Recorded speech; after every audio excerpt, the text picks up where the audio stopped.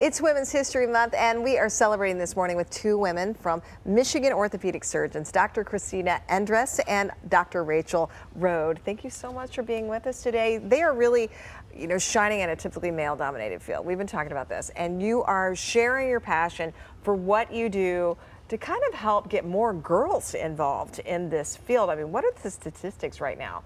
So right now, only about 5% of practicing orthopedic surgeons are women.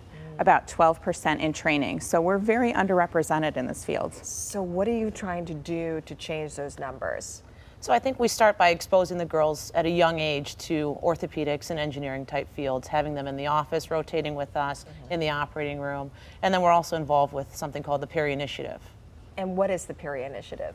It's a program that involves high school girls, college girls, and medical students to get involved again in engineering programs and also orthopedics. And so how does this initiative work? Are you going to classrooms and talking to them? Do you have different spiels for, say, middle school girls versus high school girls and college girls, that kind of thing? So it's a national program, but we've been holding it here in this area for about 10 years. All right. We hold it in a surgical learning institute. So they spend the whole day with us, and they learn how to suture, they learn how to put casts on, they learn how to fix bones.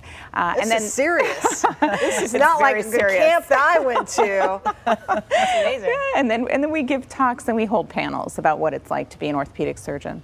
And so when you're doing these presentations, what are some of the reactions from the girls who attend?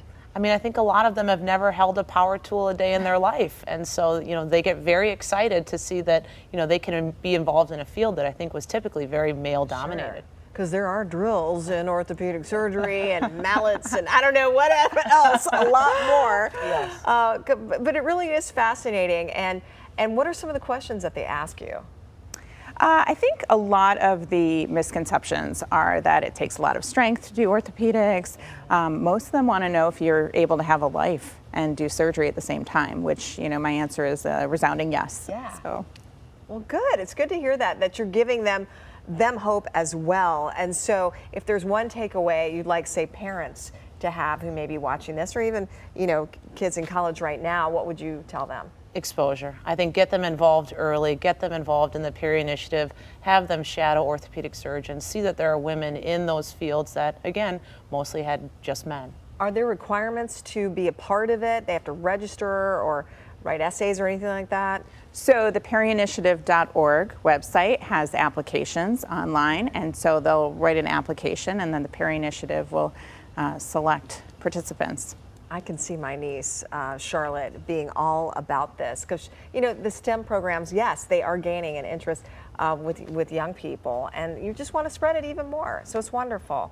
Thank you both for coming in today to let us know about it. Again, the website where they can go is? So the perryinitiative.org, and then our other website is miorthosurgeons.com. All right, great. Well, thank you for carving out a little time in your day and bringing some of your visual aids here for the table. We really appreciate it. Thank you. Thanks for having us. I should have done the elbow. That's right. Yeah, that's Air right. elbow from afar. Man, I got to get used to that. It's a new age.